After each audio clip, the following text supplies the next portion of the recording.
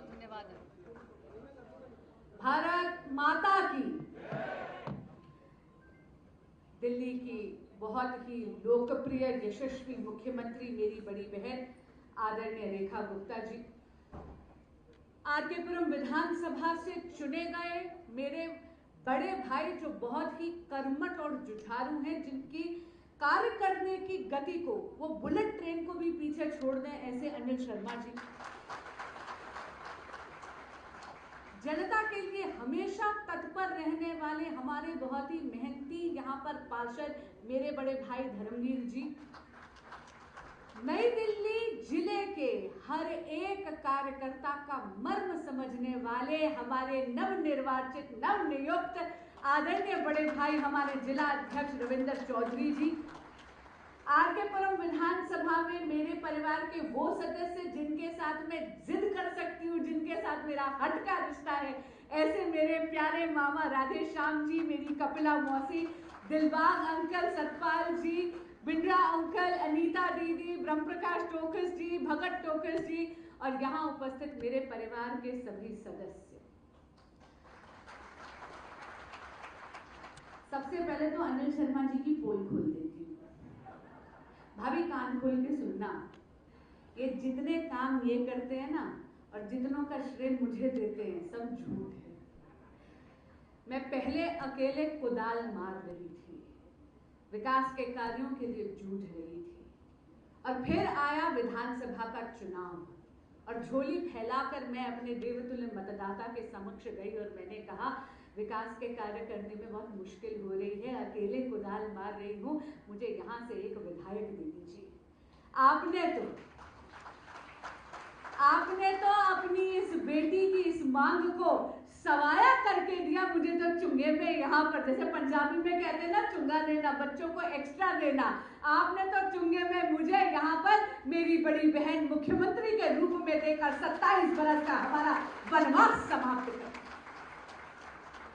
दीदी, सार्वजनिक मंच से ईश्वर का धन्यवाद देती हूं आपके लिए, क्योंकि मैं आपको सच बता रही हूं, सांसद के रूप में कह रही हूं, एक एक एफर्ट में पंख लगा दिए हैं आपने, इतना आसान हुआ। आज सुबह की बात है, एक करोलबाग जिले में एक आरडब्ल्यू मेरे पास आई, वहां पर पानी की दिक्कत आ रही थी, 2 विभागों में झगड़ा चल रहा था कि सीपीडब्ल्यूडी का है कि जल बोर्ड का इशू है। मैंने कहा अच्छा ऐसा है, आप दोनों तय नहीं कर सकते ना, आपको पता है एक कॉल आपके ऑफिस में आज करी, आज की बता रही हूं, उस समस्या के निवारण में अथक प्रयास आज से शुरू हो गए। आपकी उपस्थिति यहाँ पर जब भी आप नई दिल्ली संसदीय क्षेत्र में आती हैं तो 4 चांद लगा देती हैं, आप हमारा मान बढ़ा देती हैं। लेकिन मैं ये आपको केवल आपका बखान नहीं कर रही, मैं आपको सच बता रही हूँ, विपक्ष के सांसद भी इस बात की गवाही देते हैं कि 100 दिन में जो रेखा गुप्ता जी की सरकार ने कार्य करे हैं वो 1 दशक में दिल्ली में हुए हैं। आयुष्मान भारत की बात करती हूँ। आयुष्मान भारत से तत्कालीन सरकार ने दिल्ली को वंचित रखा था। दिल्ली के 7 सांसदों को दिल्ली हाईकोर्ट का दरवाजा खटखटाना पड़ा था। हम लोगों ने वहां पर रिट पिटिशन लगाई थी, खुद मैं उस रिट पिटिशन की जिरह कर रही थी और इतनी खुशी हुई जब उसमें सरकार ने भी तत्कालीन अरविंद केजरीवाल जी की सरकार को लताड़ा और ये कहा कि आप लोगों के स्वास्थ्य पर भी राजनीति कर रहे हैं। लेकिन फिर ये थी आपकी एक वोट की ताकत, आपकी एक वोट की चोट ऐसी लगी कि आपने दिल्ली का कायाकल्प करने के लिए यहाँ पर भाजपा की डबल इंजन की सरकार लेकर आए। रेखा गुप्ता जी ने पहले 100 दिन में यहाँ पर ना केवल आयुष्मान भारत लागू कर दी, आयुष्मान भारत वे वंदन की स्कीम लागू करी जिससे हमारे बड़े बुजुर्गों को 10 लाख रुपए का मुफ्त इलाज मिलता है। मोदी जी के बरदस्त से 5 लाख मिलता है और उस पर 5 लाख तो रेखा दीदी ने टॉप अप कर दिया है। दीदी, आपको सच कह रही हूं, कचहरी में जाकर किसी भी पिटिशन को विड्रॉ करते हुए इतनी खुशी नहीं हुई जितनी आयुष्मान भारत को विड्रॉ करते हुए, क्योंकि हमने कहा दिल्ली वालों का बेड़ा पार, यहाँ पर आ गई है हमारी यशस्वी मुख्यमंत्री, जिसके ममत्व और वात्सल्य की छाया में अब दिल्ली पनप रही है। 11 साल बेमिसाल। एक प्रदर्शनी लगाई है, समय निकाल कर जाइएगा जरूर। मैं बहुत लंबा भाषण नहीं दूंगी क्योंकि मैं जानती हूँ कि आप उत्सुक हैं दीदी को सुनने के लिए, लेकिन एक बात आपको जरूर बताऊंगी। 2014 और 2014 के बाद के भारत में अंतर।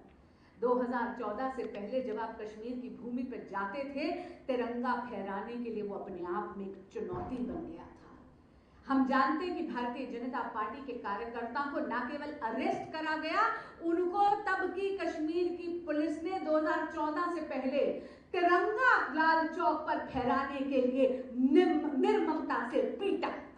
लेकिन फिर आए आदरणीय प्रधानमंत्री श्री नरेंद्र मोदी, जिनमें वो जज्बा था कि उन्होंने श्यामा प्रसाद मुखर्जी के सपने को साकार करते हुए बाबा भीमराव अंबेडकर की कल्पना को चरितार्थ करते हुए धारा 370 हटाई।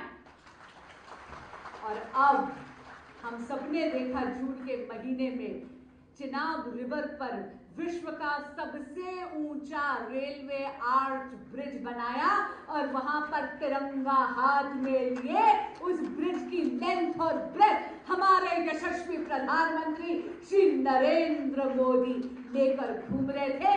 ये है 11 साल बेमिसाल। फ्रैजाइल 5 में थे, 11वें नंबर की इकोनॉमी थे, कोई पूछता नहीं था। अरे 11 साल में जापान को पीछे छोड़ते हुए हमें विश्व की चौथी सबसे बड़ी अर्थव्यवस्था वैश्विक पटल पर बना दिया। ये है 11 साल बेमिसाल।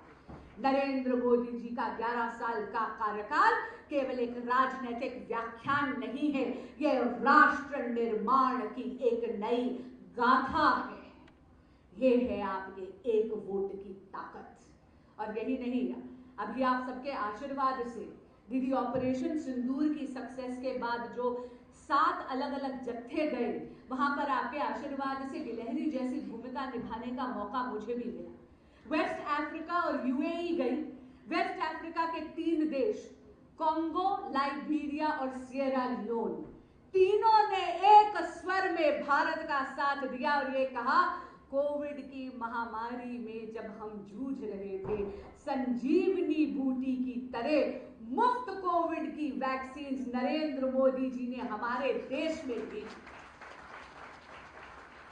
यूएई ने कहा, आप पर हमला हम पर हमला है। चारों देशों के डायस्पोरा ने कहा, जो हिंदुस्तानी वहां बसे हुए हैं, 2014 से पहले हमें कोई पूछता नहीं था, जब से मोदी जी आए हैं हम सर ऊंचा कर कर घूमते हैं। हमारा सम्मान, हमारा आदर, हमारा सत्कार ही अलग है। ये है 11 साल बेमिसाल। लेकिन कहते हैं ना, अरे पिक्चर भी बाकी है मेरे दोस्त, ये तो केवल शुरुआत है। 11 शुभदा का नंबर है। जब भी मुंडन होता है तो 11 रुपए दादा जो है जेब से निकाल के रखता है। अन्नप्राशन में 11 रुपए पंडित जी के सामने, बच्चे के सामने वो रखते हैं चांदी की थाली में।